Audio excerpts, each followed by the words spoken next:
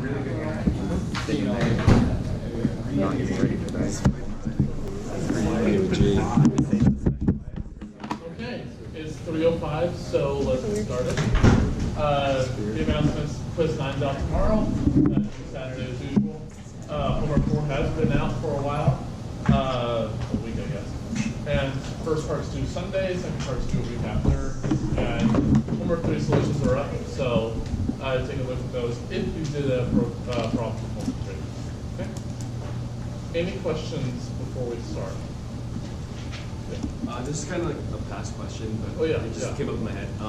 So with pumping lemmas, I thought that like having one string that's, or proving one string that's not regular is enough to prove that a language is regular. Those strings can't be regular.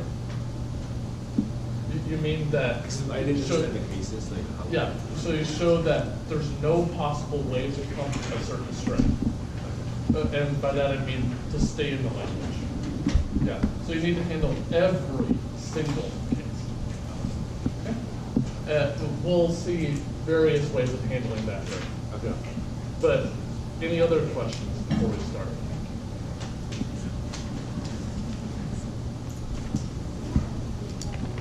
Okay, so what was the thing that we talked about last week? Pumping lemma for context-free language. Right, yeah, this pumping lemma for CFLs. And what was so we know how to do this for regular languages. We made a DFA, and we fed a really long string so that it repeated the state and it was accepted. So we just repeated the middle part. But how do I do that for CFLs? How did we do that for CFLs?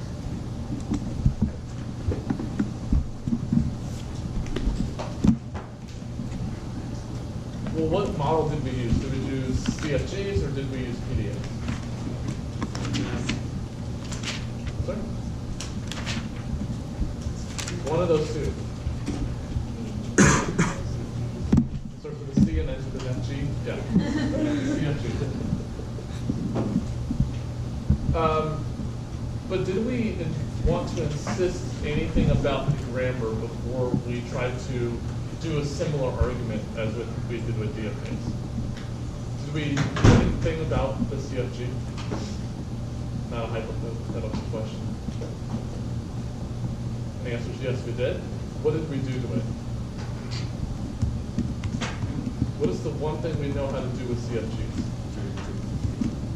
Not turn them into a PDA, but purely with CFGs. Some kind of Chomsky and normal form thing. Yeah. Well, what is the thing that I want to repeat with the CFG and CML? What is something I wanted to repeat? You want to repeat a state? Well, there's no state in the CFG, but repeat something related to the CFG. Not just something related to a role. Derivation. Well, in a sense, yes, in a sense. So what thing did we actually look at in terms of the CFG when we tried to work with the string? Parse string. A parse string, yeah. So let's look at a parse string. So you are kind of right that it repeats the derivation, but I was looking for something more specific. So we know that the start variable is at the top because every derivation starts with it. What do I know about the bottom of the tree? Yeah, the string, the set of terminals, yes. So W1, W2, W3, all the way up to Wn. Those are the leaves. But what's else in the tree? There's only one other choice. Yeah, they're variables, right. So there's some, let's just say a variable A right there. And what do we know about the area right around that variable A? What has to happen? It has to branch into something. Well, what does it have to branch into? Yeah, but what do I know, say, for the children of A? Right, so there are two cases. It could be two variables, say B and C, or is right at the very bottom of the tree, in which case it makes a single terminal, say WI. But those are the only two cases. Why? Because it's missing an F. So that makes this problem a lot easier to understand. Well, what do I want to repeat in here? If I have a variable A and another occurrence of the variable A, can they make the same thing? Yeah, because it's the same variable. Let's repeat variables. So let's see how to do that. So I'm going to make the tree bigger and easier to see. So the root of the tree is always S, and it's obvious that the terminals are at the bottom, as usual. Well, I want some variable to repeat. Well, where do I want it to repeat? Well, if I want it to repeat, how are they in relation to each other? Or are they not related to each other at all?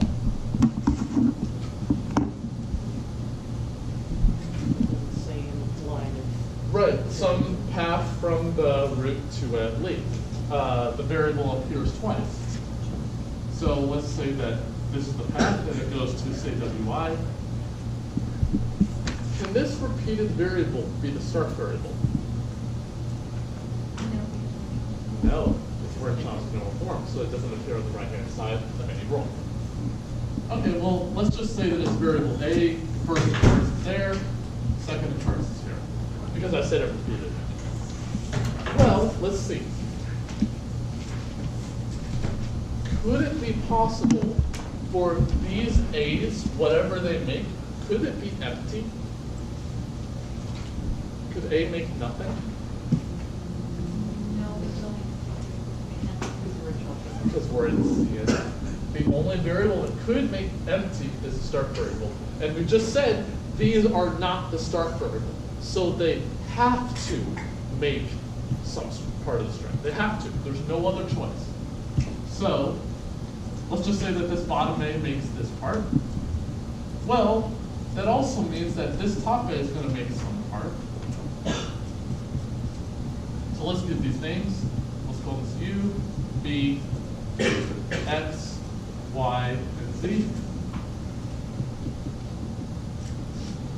Well, let's see. Could V and Y be empty? Could they both be empty? Well, let's see. If they were empty, then what is this variable A up here? It has to make two variables. Well, it could be the case that one of them is A, or actually both of them could be A. But that can't be the case because I know that both of them must make something. So both children have to make something. So one of them has to make this X because one of them is the A. So one of these has to be non-empty. The other one might be empty, but one of them has to be non-empty. Okay? So I know then that V, Y together has to have length at least 1. Because if they're both empty, then they're likely to 0. And we know that can't happen. Okay? Let's see. So let's say that the string we have length is P, appropriately chosen, obviously. Well, what do we have to stipulate? Well, actually, I could choose any string of length at least P. Let's just say that this string has length at least P. Would this argument still hold for strings of length exactly equal to P?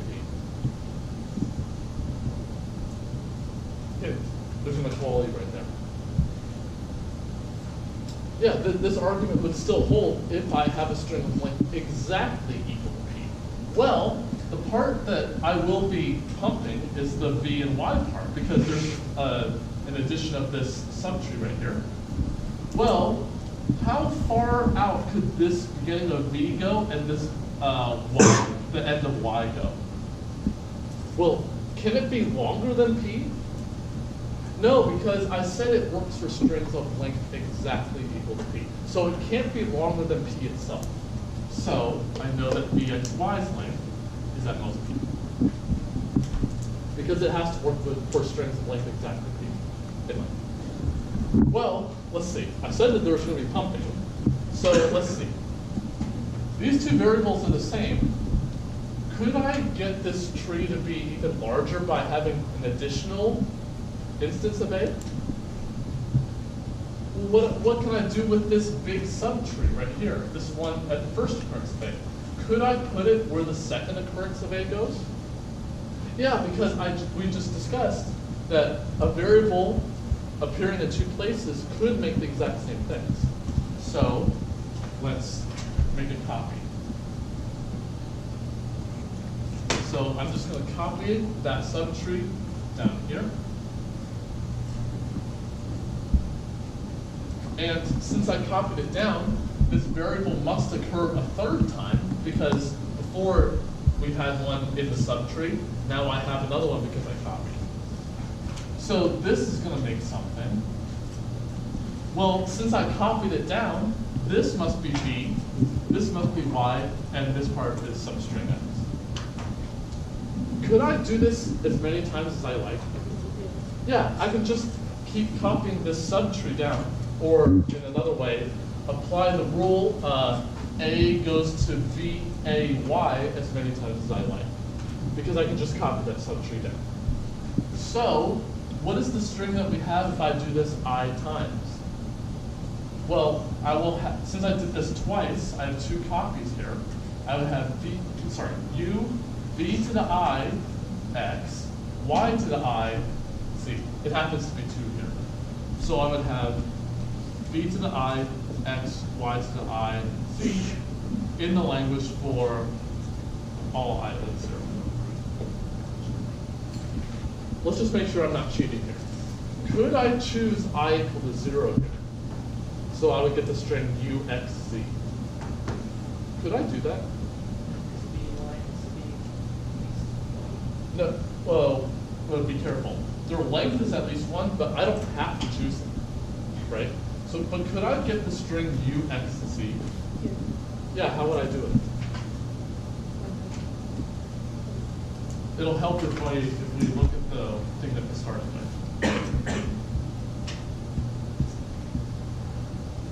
So if we have the thing that we started with, this thing's x. You should eliminate the first name.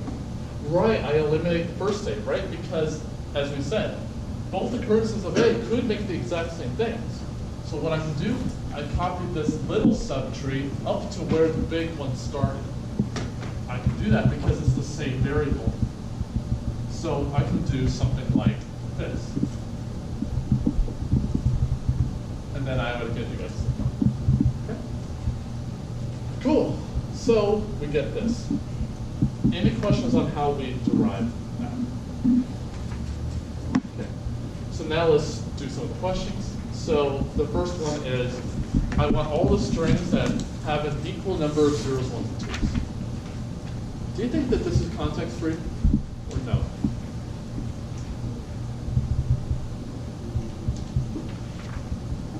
What is your gut reaction? No. No, it's not. And it turns out it's not. L1 is not a CFL. Okay. So how is the proof for this going to start? Assume that it is. So assume that L1 is a CFL. That's pretty simple. What do I know immediately from that fact?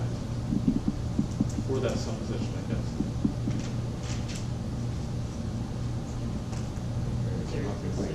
There's a pumping length for L1. All right, so there exists, so I'm going to be informal here. I'm going to say there exists a P for L1. There's a pumping length P for L1. Okay. What do I do now? Choose a string. So I'm going to choose some string. What do I require string that I'm going to take? Zeros, ones, and twos are equal. The zeros, ones, and twos are equal, so in the language in general. What else do I need?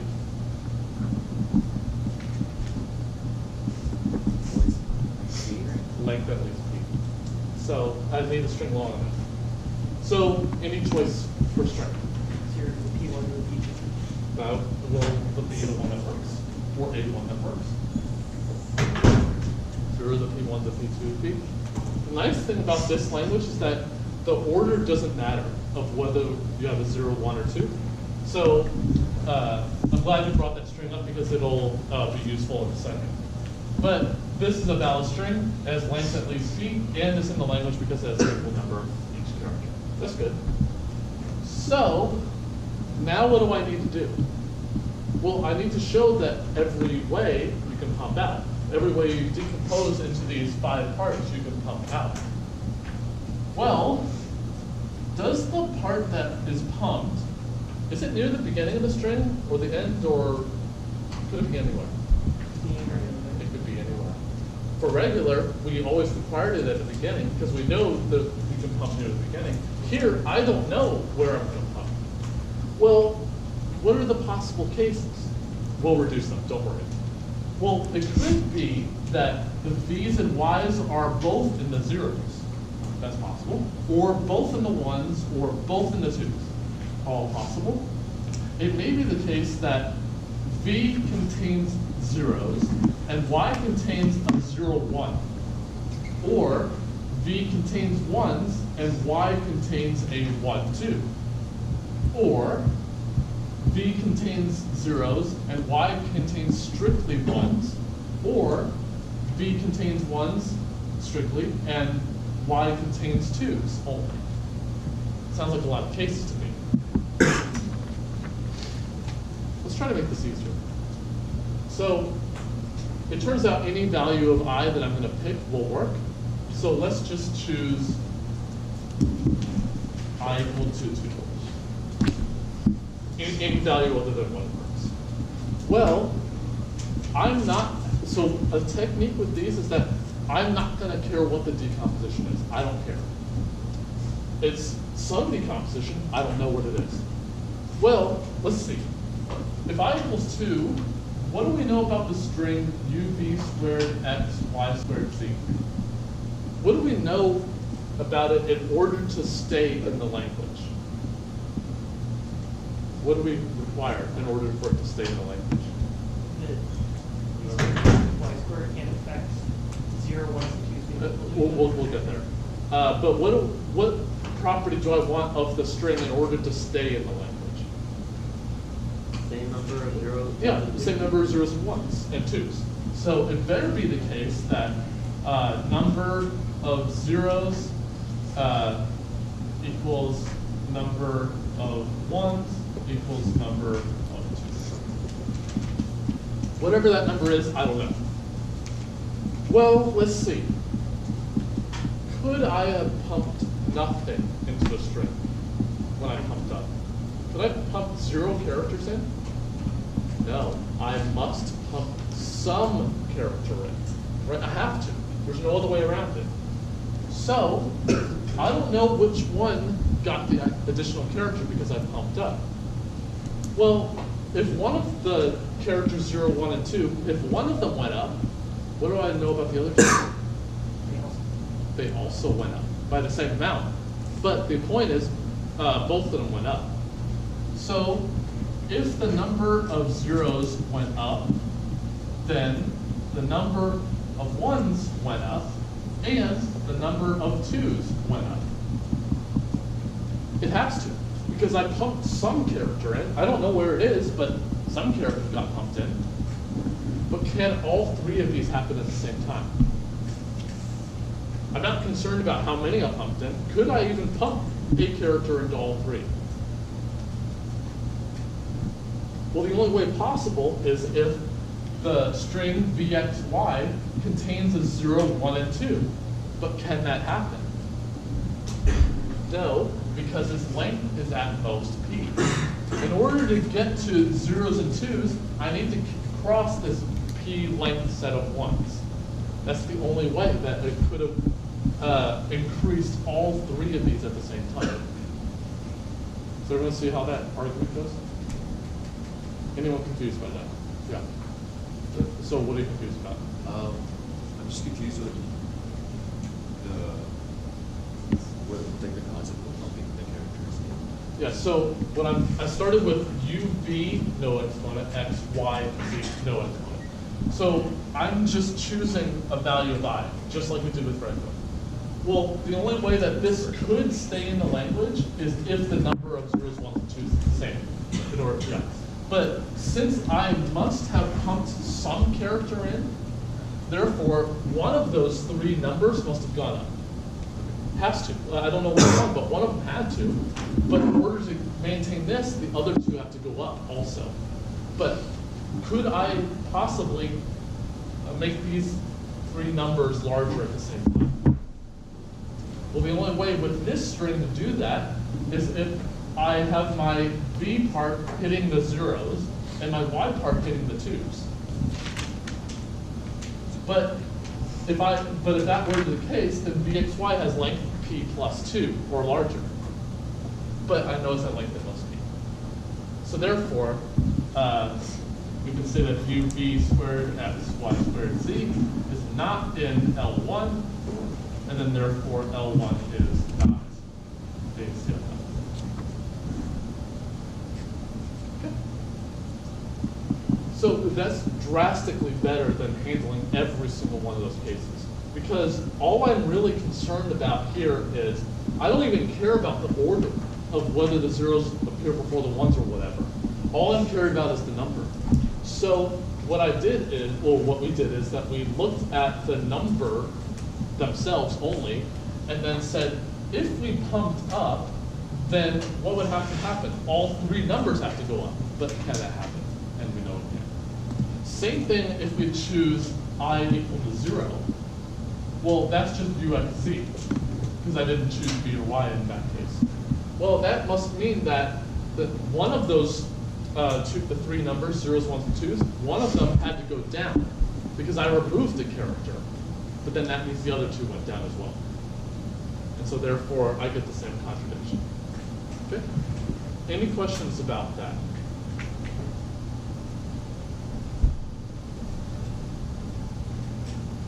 Okay? Let's do another way to prove that. So, what's a language very, very close to this that we saw? Extremely close. 0 to the n, 1 to the n to the n? Yeah. So we saw 0 to the n, 1 to the n, 2 to the n, for n at least 0. And what did we conclude about that language? Not regular and? Not context free. So this is not a CFL easily, because we proved that. Could I get from L1 to that language?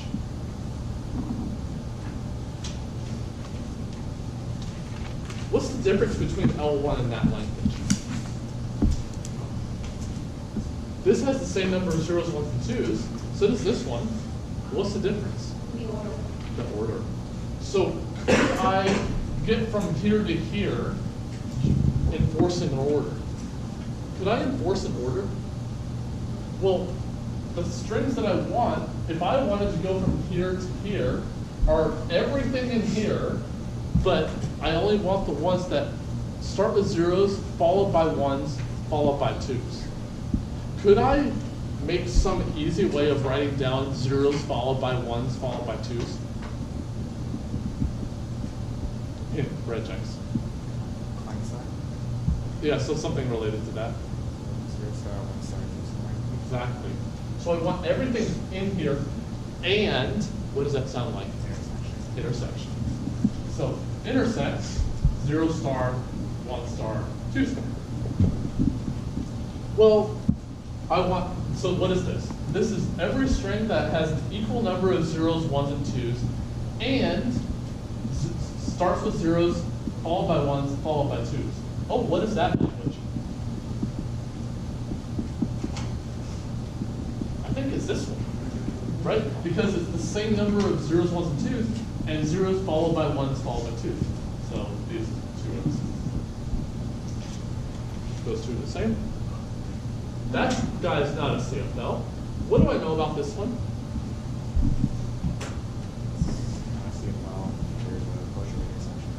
But more succinctly, what is 0 star, 1 star, 2 star? Is that a regular language? Please say yes. Yeah. Why do I know that that's regular? Because it's a regex? It's a regex. So therefore it's regular. That's regular. Could L1 be context free? What if it were? Then it would be closed or intersection. Closed under intersection with regular languages. How do we know that? Take any PDA and do a product construction with the DFA. And have all the transitions that the PDA did be the ones in the product that touch the stack. Because a DFA is just a PDA that doesn't touch the stack. So this cannot be context free either. Because if it were, then the result would be a context free language, but we know it isn't. Okay? So you can use closure properties like this to get the language that you want, or one that you've already seen before. Okay? Any questions about that or those two? I see a lot of confused faces, so please ask questions. It's the only way we can help you. Any questions? Yeah. Earlier when you said that when we have I equals 0, we're guaranteed to eliminate a character, why is that true? Do you go to that one? Yeah, because I equals 0, that's just UXZ, which means I removed a V and a Y from the string. Well, that means that since VY's length is at least 1, one of these is non-empty, so one of those two had to remove some character when I removed it. Yeah. Any other questions? Okay. So here's another language. Does this seem a little familiar to some of you? So this is one of the problems that we did, I think, week 5 of recitation. And we showed that it's not regular. So I claim that it's not context free either.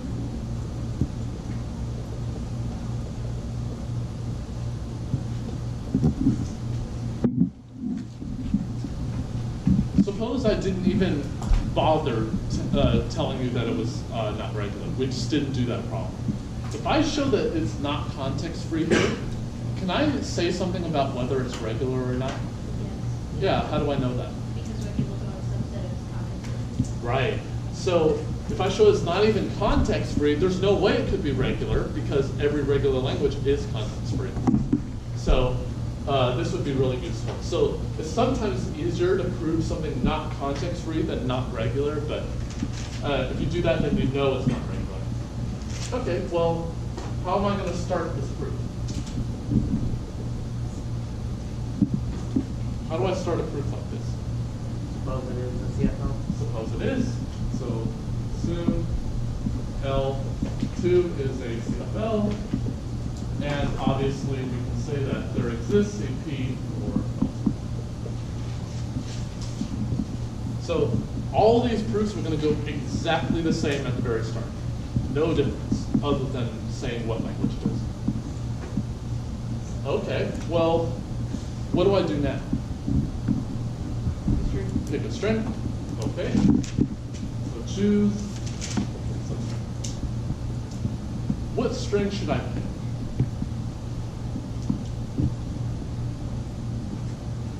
It's got to have a perfect square number of zeros. Yeah, if I choose p squared, is that a perfect square number of zeros? Okay, let's try that. So let's do p squared.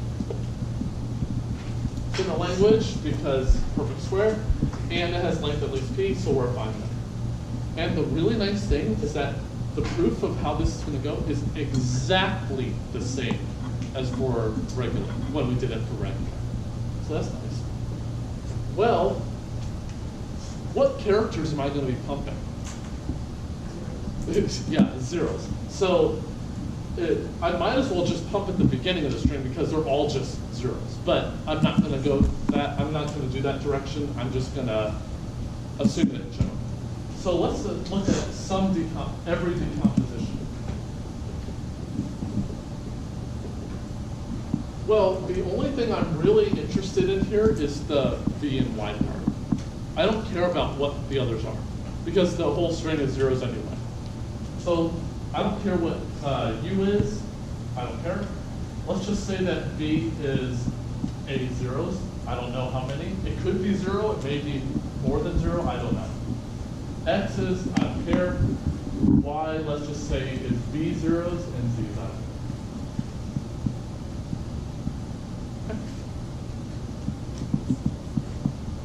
Well, now what do I need to do?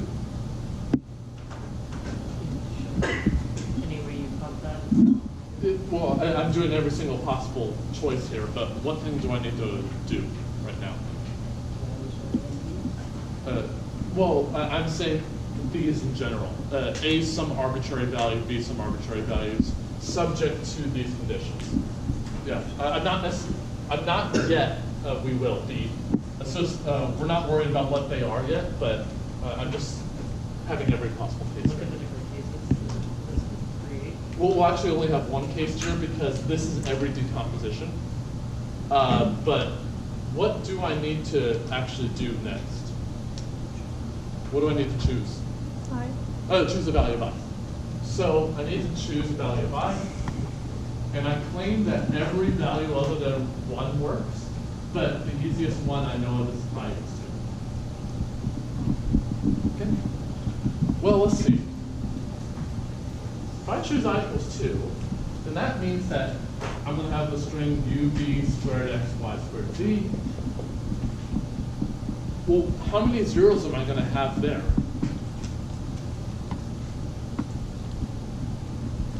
How many did I add in from the start?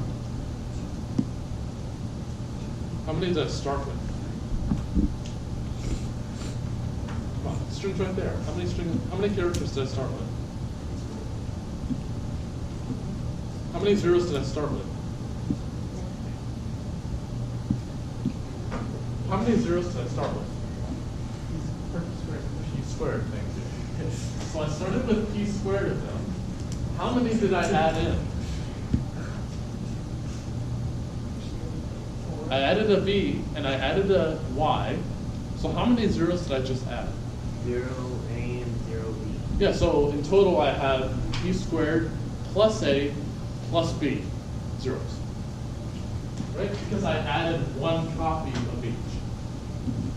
So that's how many zeros I have. Well, it's not immediately obvious that this is not equal to a perfect square. It might be. I don't know. Well, let's see. Let's look at this value, P squared plus A equals B.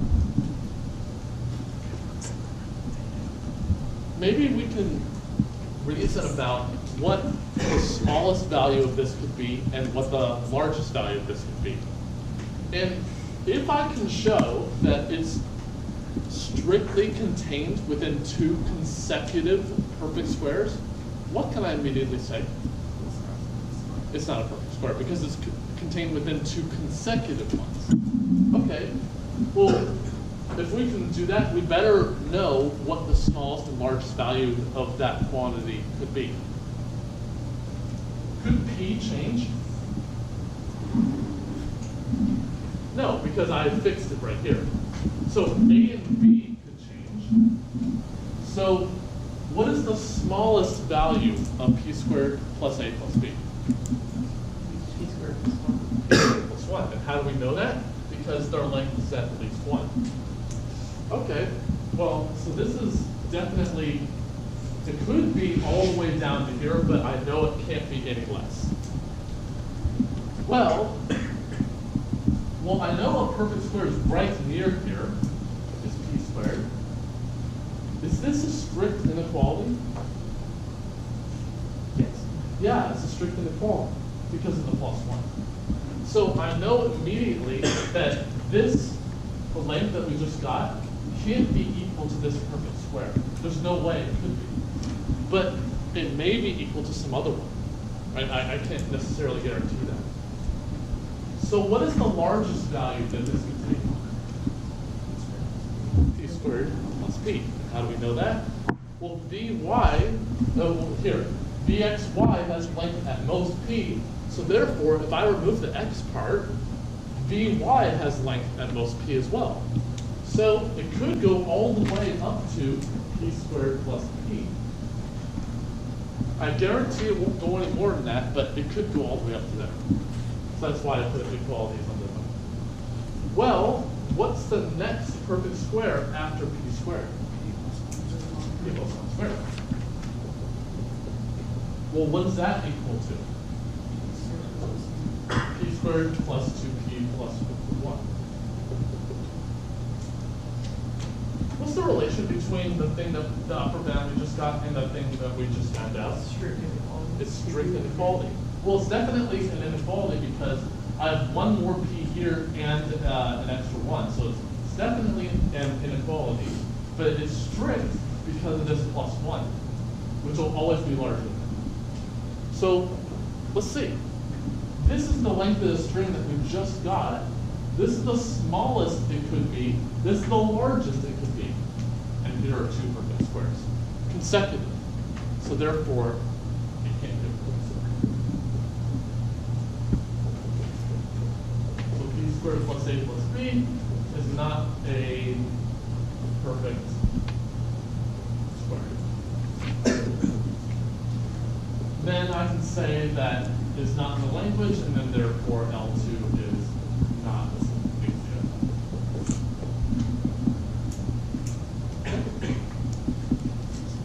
So, any questions about that? Yeah.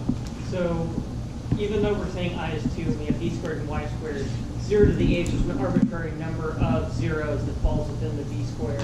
Yeah, it's within the P squared, yeah. I'm just handling every possible case. Okay, so it's not, so it wouldn't be like P squared plus A squared plus B squared because It's just two copies of this. Right. So I'm just adding another set base here. Okay. It actually doesn't matter what A and B are. All I'm concerned about is their sum. I don't care about what A and B are necessarily. I just care about the sum. So, any other questions about this? This is actually something really interesting and something really powerful that you may not have seen. If you've taken 340, CFGs are at the heart of all compilers, right? Well, this immediately says that if you write a program that checks if a string's length is a perfect square, your compiler cannot check correctness of that because it's not a CFL. Isn't that amazing? It can't even check whether your program's correct. It can check if it's syntactically right, but it can't check semantics. Isn't that awesome?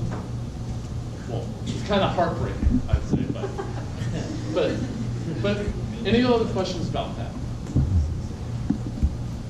Cool. Program semantics and correctness is a really hard subject. And actually we'll see quite a bit of it starting next week, I think. But let's do the next one, which is 0 to the n and is. So if I can show that this is not a CFL, then same reasoning as before. Then it's not regular. And if you write a program that checks if a number is prime, compiler can't check correctness, which is kind of sad. But I claim that this is not a CFL. So I'm going to call it L3. L3 is not a CFL. Okay? So how am I going to start a proof like this? Assume it is? Yep. So proof. Assume L3 is a CFL, no problem. Then immediately there exists a P for L3. It's funny, the first two lines are exactly the same other than the language name, but they start out exactly the same, no difference. Well, what do I need to do now? Choose a string. And I hope you don't immediately go, choose W to be 0 to the P, because P stands for prime. I know I'm beating an old joke, but P is not prime necessarily, right? So could I choose this string? No, I can't choose it, because I don't know if P is prime. Well, that's a problem. Could I find a better string? You say 0 to the x, where x is a prime number and it's greater than or equal to p. That seems like a good idea. Pick some number, at least P, that's prime, and choose 0 to whatever that is. But the problem is, do I know if there's a prime at least P? How many prime numbers are there? Infinite. Infinite, right? Could they all live below P? No, because P is finite. So there's an infinite number of prime numbers, at least P. So we can do that. So I'm going to call R be a prime at least P. And I'm going to choose 0 to the prime. And I'm going to make one tiny adjustment, and we'll see it. Let's see why that's important. I'm going to make it P plus 2. It may seem completely inconsequential, but it'll turn out to be very important. But do I still know that there's a prime at least P plus 2? Yeah, same reason. Because P plus 2 is still finite. Okay, well, the string is good because it's at least P, that's good. And it's in the language because it's a prime. I claim it's a prime. Well, let's see. I don't know, well, I know that the decomposition is going to be some kind of zeros, right? V is some zeros, Y is some zeros. But I don't know offhand what value of I to pick. Like here, every single value of I other than 1 works, but I don't know that here because it's not immediately obvious to me. So we're going to do a trick that a lot of people in theoretical computer science do. Just make it as general as possible, and then hopefully it'll make it easier, and it will in this case. So what I want to look at is u v to the I x, y to the I z.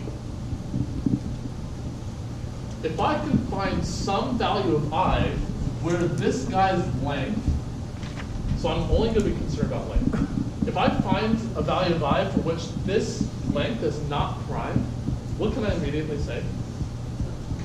It's not in the language because it's prime length, and then therefore the language is not context free. Well, let's see. How do I check if a number's not prime? What's an easy proof? It's divisible by another number like itself. Right, if it's divisible by something other than itself and 1. Well, if it's divisible by, say, 2 or whatever, then is it also divisible by something else other than 1 in itself? Well, it could be the same number, but it could be something else too. So maybe if I can find a value of I for which I have something multiplied by something else where I can guarantee both at least 2, then I'm done.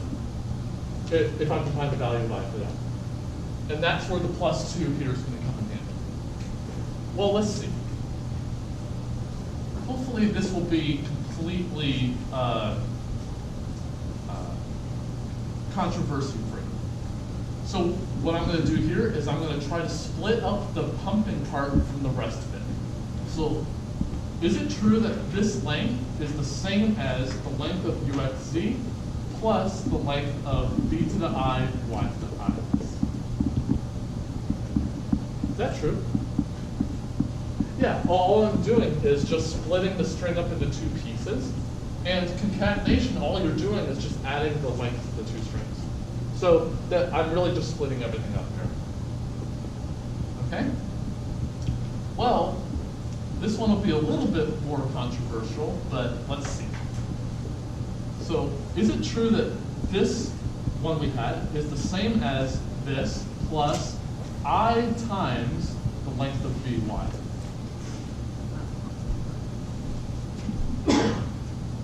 Well, it seems right, but here's the thing.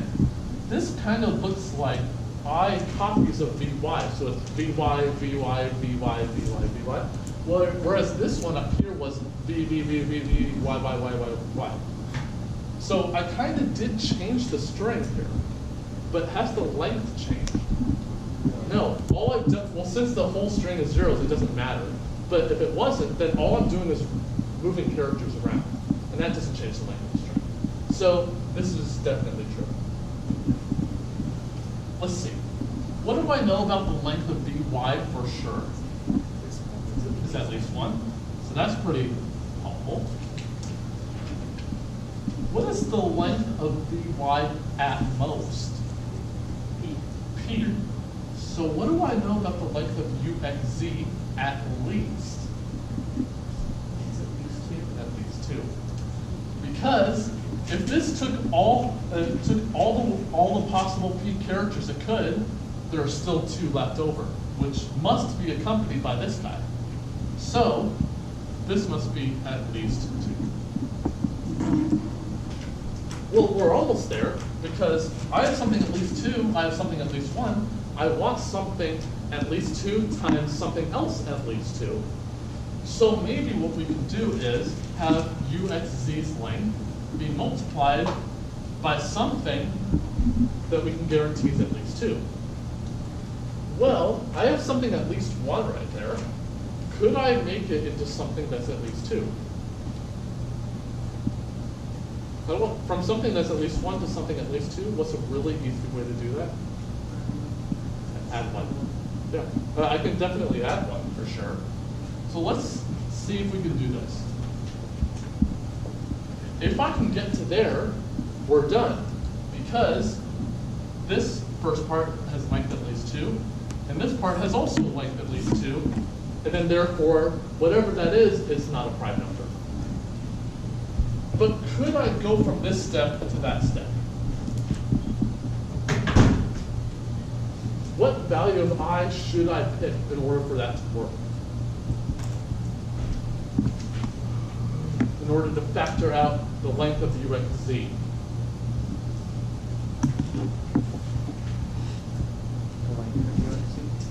The length of uxz. So, let's see. Let's choose I to be the length of uxz. Well, if we did that, then the length of uxz would go right here. Then I have 2 terms which have the same thing on both sides, so I can factor it out. If I factor it out, this part would go down to 1 because I just divided by itself. Here, it would go away, and I would have a vy's length left over. But let's just make sure I'm not cheating here. Could I do this? Yeah, and why can't I? Yeah, so all I need to check is that the value of I is a finite integer. Is the length of uxz a finite integer? Yes. Yeah, so therefore, I can do that. So just as a reminder, when we did this for regular, we did almost the exact same proof. We don't have to pick a fixed integer for I every single time. I could choose the value of I based on the decomposition itself. There's nothing wrong with that. But in doing so, I get the conservation that I want, and so therefore L3 is not concealed. Okay? Not sure if I can do the next one. Any questions?